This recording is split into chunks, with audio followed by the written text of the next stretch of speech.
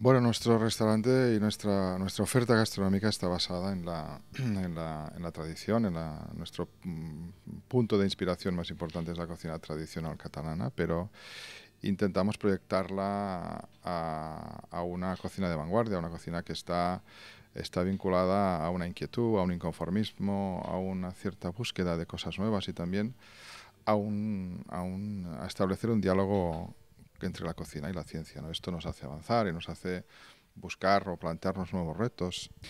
La fuente de inspiración, hay varias en nuestro restaurante. La más importante es la cocina tradicional, pero también hay fuentes de inspiración como el mundo del vino. Tenemos la suerte de tener en nuestro equipo a nuestro hermano Josep, que es uno de los grandes sommeliers del mundo, y su análisis sensorial de los vinos nos puede dar pistas para desarrollar platos. Hay platos que aparecen y se inspiran en un vino determinado.